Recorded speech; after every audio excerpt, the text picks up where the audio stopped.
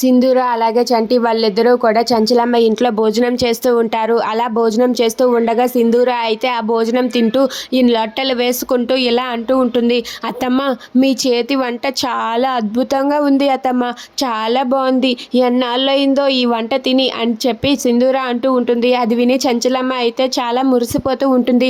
ఇక ఆ మాట వినగానే కేశవ ఇంట్లో వాళ్ళందరూ కూడా అలా చూస్తూ ఉంటారు.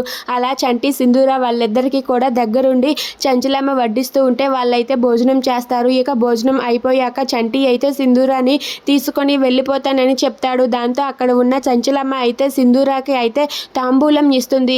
తనకి తాంబూలం ఇచ్చి తననైతే ఆశీర్వదించడానికి అక్షింతలు అయితే తీసుకుని వస్తుంది. దాంతో సింధూర ఆ తాంబూలం చూసి చాలా సంతోషిస్తుంది. వాళ్ళ అత్తమ్మ తనకి తాంబూలం ఇవ్వటంతో అది చూసి సింధూర చాలా సంతోషిస్తుంది. ఇక చంచలమ్మ కేశవ వాళ్ళిద్దరూ కూడా చంటి సింధూరాలను ఆశీర్వదించడానికి ఒక దగ్గర నిలబడతారు. ఇక అక్కడ ఉన్న చంటి సింధూర వాళ్ళిద్దరూ కూడా చంచలమ్మ కేశవ దగ్గర ఒంగోని ఆశీర్వాదం తీసుకుంటూ ఉంటారు. ఇక అక్కడ ఉన్న చంచలమ్మ కేశవ ఆశీర్వదిస్తూ ఉంటారు. ఇక కేశవ అయితే అక్షింతలు వేస్తూ శీఘ్రమేవ సంతాన ప్రాప్తిరస్తు అని చెప్పి అంటూ ఉంటాడు. అది వినగానే సింధూర అయితే ఒక్కసారిగా పైకి చూస్తుంది. చూసి తన కళ్ళల్లో నీళ్లు తెచ్చుకుంటూ ఉంటుంది. మా ఇద్దరం కలకాలం చల్లగా ఉండాలని మీరు ఆశీర్వదిస్తున్నారా అని చెప్పి అనుకుంటూ ఉంటుంది.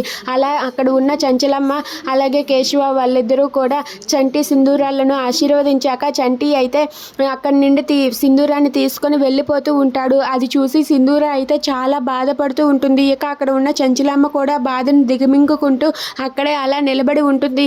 ఇక సింధూర వెంటనే వెనక్కి పరిగెత్తుకుంటూ వచ్చి అత్తమ్మ అంటూ చంచలమ్మని హగ్ చేసుకొని ఏడుస్తూ ఉంటుంది. దాంతో చంచలమ్మ కూడా సింధూరాన్ని పట్టుకొని ఏడుస్తూ ఉంటుంది.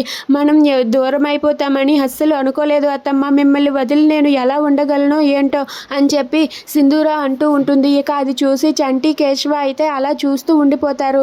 ఇక చంచలమ్మ సింధూర వాళ్ళిద్దరూ కూడా ఒకరినొకరు వదలలేక వాళ్ళు చాలా బాధపడుతూ ఉంటారు. If you like this video please subscribe.